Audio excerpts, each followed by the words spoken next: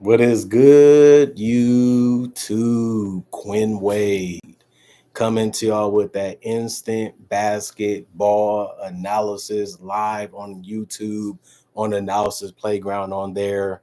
And we're going to talk about how the Cleveland Cavaliers almost lost to the San Antonio Spurs. This game was a blowout with in the fourth quarter, especially with 6:40 left. And the Spurs just made this miraculous run to put themselves in a position that they didn't really see themselves in, but they got there. Harrison Barnes hits two big threes in the corner. All he had to do was just lay up regularly, and he probably wins the game. He did an extra turn and an extra movement to get him off balance, causing the shot to be a little flat instead of circly, what you need to do so it can get into the rim. And that was game. They had the opportunity, they had the chance, they had a good look, and it was just about making a easy shot, and it just didn't happen. Because of that, the Cleveland Cavaliers wins the season series 2-0, sweeping the Spurs this season, and the Spurs go to 32-45 and 19-21 at home. Um, I look at that as a record that would have been obviously totally different if Wemby would have been healthy. And then you look at the Cavaliers; they've been struggling as of late. Hasn't been the same team. They're starting to give teams chances and more confidence against them, but they still have a record of 62-15, and they're 29-10 on the road. They also won the first quarter 38-28, so they played the right way and did things the right way. And their offense was tough in that first quarter, but it calmed down as this game continued to go on because they won the second quarter 29-22, and they only had 24 points in the third quarter while the Spurs scored 32. And then the Spurs outscored them in the most important quarter, which is the fourth, 31-23. Things got a little scary. Things got a little out of control for the Cavaliers, and the Spurs just kept coming and coming and coming, and they just fell barely short of winning this game. But you'll take it if you're the Cavaliers, because that's the goal. The goal is to win the game, and they was able to get that done. Evan Mobley, 10 of 13 from the field. He played 37 minutes. He also was 4 of 6 from three. They kept leaving him open, giving him some space and a gap. He was able to put those threes down. He was 1 of 2 from the free throw line. He did have 25 points, 12 rebounds, 2 offensive rebounds with 5 assists, a steal, 3 block, 2 turnovers, and 4 personal fouls. He's a -3 and plus minus in this game. You can say that he had the best game out of all of the players tonight, and he would have gotten that credit for me tonight. Jared Allen, unfortunately, only played 16 minutes. He was 2 of 2 from the field. He did have 4 rebounds and 3 assists and a turnover by the end of the game. For his numbers, he was a +9 and plus minus with 4 points. Darius Garland, he really didn't have it going shooting wise besides from three. He was 4 or 9 from there, but he was 6 of 16 from the field. He was 3 or 4 from the free throw line, 2 rebounds, 7 assists, 1 steal, 3 turnovers, and 1 personal foul. He was a -14 and plus minus with 19 points. It was a good look for him to try to score as fast as he can. And he usually does that because he's just that quick and that fast. Always look like he going one speed sometimes, but at least he kept putting pressure on the defense and forcing them to keep some honest defensive plays ahead of him, because obviously if he's coming at you or trying to jack up a shot, you have to defend it, you have to guard it. If not, he's going to get hot. And if you do guard it, he can also put the ball on the floor and create a pass or a lane for a floater or a layup. Donovan Mitchell, he got going a little later to me, and he had a good start too, but he didn't really make a lot of shots. He was 8 of 17 from the field, but he was 6 of 11 from three, and he was one of the reasons why they was able to stay ahead in this game because of his 3-point shooting and scoring. He was also 4 of 6 from the free throw line. He did have 3 rebounds, one of was offensive. He had 7 assists, a steal, a block, 4 turnovers, a +5 and plus minus with 26 points.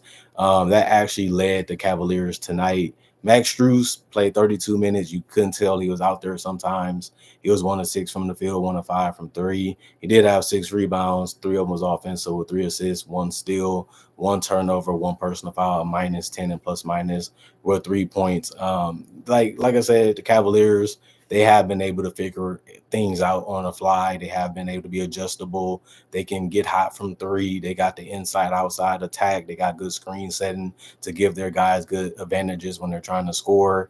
and they're going to be tough to beat. But this team looks like you can match up well against them and have success against them. And they have shown that the entire season. They just have been able to outscore you because of the 3-point shooting. And that's something that we have to see if they're going to have to continue to do, because if Jared Allen is not going to be the motor, he's not going to be available, and Max Strus hasn't been hitting shots like lately, that can be some signs of trouble for them in the future when it comes to playoff time. Okiki played a couple seconds, so he didn't do anything because of that. DeAndre Hunter was 7 of 16 from the field, 4 of 8 from three. He did have 7 boards, 3 assists, a turnover for a personal foul. He was a -4 and plus minus with 18 points. Had the best performance off the bench tonight, rebounding wise and scoring, in my personal opinion. Isaac Okoro, 3 of 6 from the field, 0 of 2 from three. Did get 4 boards. One of them was offensive. He finished with a personal foul and a +6 and plus minus with 6 points. Sam Merrill was stroking those threes. He took all threes for his shot attempts, and he was 3 of 7 there. 2 rebounds, 2 assists, 2 steals, 3 turnovers, 2 personal fouls, a +4 and plus minus 9 points.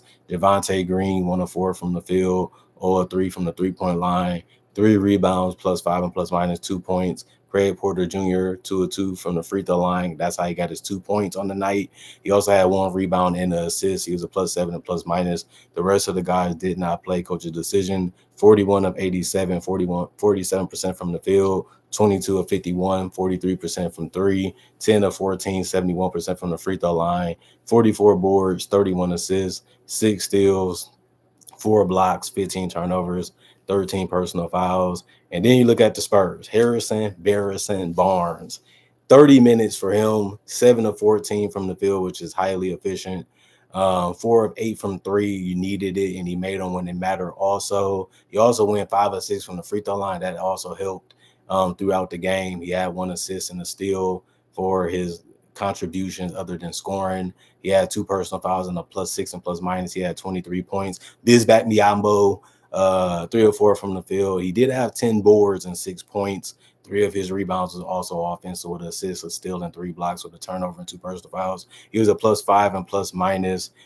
He's really good. If he's going to rebound that well and protect the paint, that's all you can ask him to do, and that's what he always been able to do throughout his career, and he did a good job of that tonight. Chris Paul, 4 of 10 from the field, 1 of 5 from three for Christopher Emmanuel Paul. He had 8 assists, 4 rebounds. I liked him in the fourth quarter. One of his rebounds was offensive. He did have a block of turnover and a personal foul also with +15 and plus minus by the end of the night with 9 points.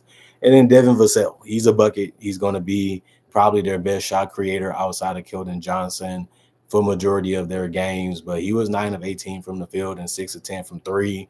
He really has got his game on another level this season, and they need it. Like he was a guy that was coming off their bench. Now he's a guy that's starting, and he's been productive. 4 rebounds, 3 assists, 3 steals, 1 turnover, 1 personal foul, +15 and plus minus. Stephon Castle, he continues to show why he's rookie of the year. He had 8 of 16 shooting. He was 1 of 6 from three, 5 of 6 from the free throw line. He ended up getting 20 and 10, 22 points, 11 assists tonight. Just break it down to defense, using his speed and quickness to get to the paint, get kickoffs, get dump offs, whatever was needed, depending on the personnel that was around him. He was able to make great plays, whether it was scoring also. He also had 9 rebounds, almost a triple-double. 1 of his rebounds was offensive. He had a steal, 3 turnovers, and a personal foul. He's a -2 and plus minus. Sandro, 2 of 5 from the field, 1 of 3 from the three-point line, 5 rebounds, 2 of them was offensive, 2 personal fouls, a -12 and plus minus with 5 points.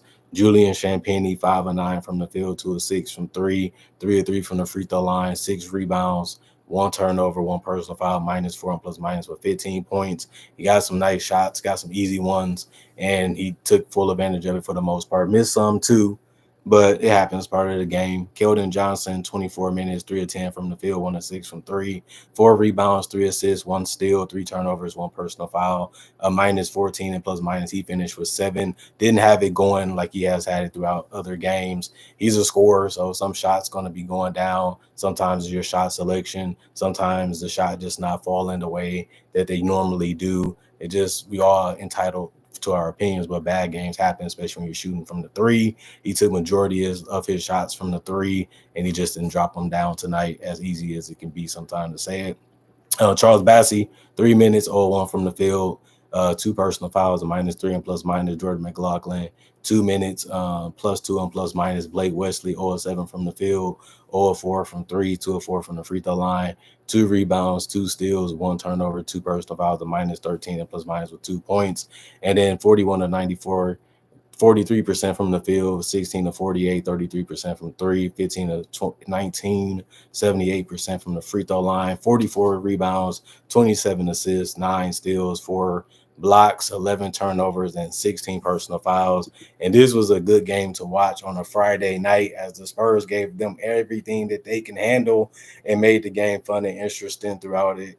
And like I said, even when the Spurs was getting blown out, they never dropped their heads. They kept coming, they kept playing, they kept executing, they kept defending, and they gave themselves a legitimate chance of beating the Cleveland Cavaliers on a Friday night where it wasn't a lot of good games on because they was all blowouts for the most part. And who would have knew that the Spurs would have gave us one of the best games tonight so far? So I'm happy I watched it, I enjoyed it, love what I seen. This Spurs team is going to be something crazy in the future, especially when they get Wemby back.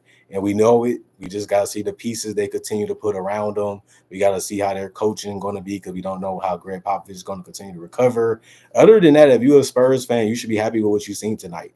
Obviously, you would like to win and you will want to win, but sometimes you can't have it all. You got to continue to work, continue to grind. That's something that the Spurs instill in all their players. That's why you see guys like Stephon Castle, Keldon Johnson, Devin Vassell looking better in certain seasons because they didn't give up on them. They just kept developing them, being hard on them, being stern on them, and wanting the best for them as a player. And that makes them better teammates because they want it for their team. And then they just become all in together.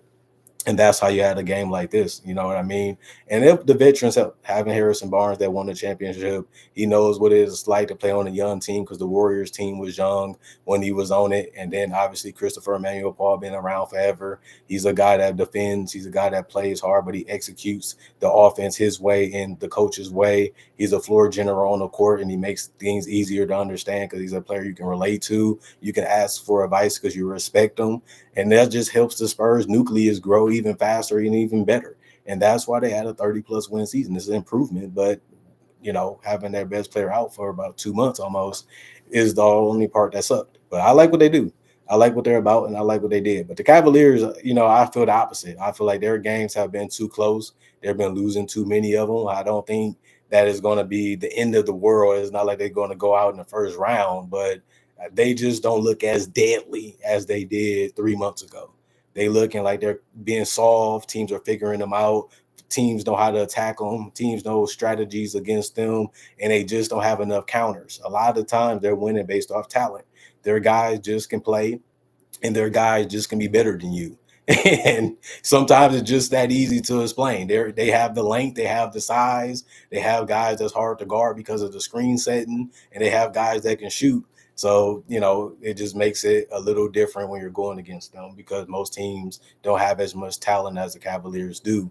And they use it the right way, they play the right way, and they play together. So you can't knock them for it. It's just something that's been exploding in their face a little bit lately when they've been going against other teams. But, you got to expect the worst sometimes because you're going to go against teams that's hungry. You're going to go against teams that's trying to improve their position. You're going to go against teams that really have that knack that they want to beat you just to brag about it, just like they was doing other seasons. So the Cavaliers, they're got a mark on their back.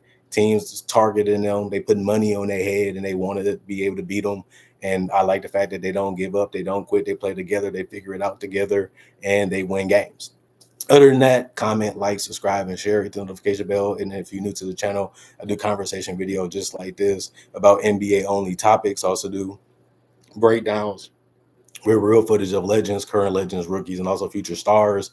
Also do mock draft and draft coverage in general. And if you new to the channel, I got over 3,000 videos that's already on my channel that you can watch and you can enjoy and possibly become a fan or a subscriber. I also got my social media on my channel to see some other things I like to do besides NBA only stuff on this channel. Also got my email on my channel. If you don't want to comment or you don't want to message me on social media, you can hit me up on my email that's also on my channel. Other than that, you guys are staying blessed. The weekend is here already again, and hopefully you guys are ready to enjoy that. Other than that, y'all stay blessed. Thank y'all for appreciating the content. Let's continue to make 2025 better than 2015. That's the only goal for this channel, is to one up a year that I feel like was one of my best. Why not try to be better than I was before, especially because it's fun making videos and y'all love it. Y'all love watching. Y'all love enjoying them. And I don't blame y'all, because it's just unique, different content that you can not find nowhere else but on Alice's Playground. And that's what I make it for, y'all and me, because it make me happy. Other than that, I'm going for now. Peace out. See you guys later today with more analysis, hopefully. Just that simple.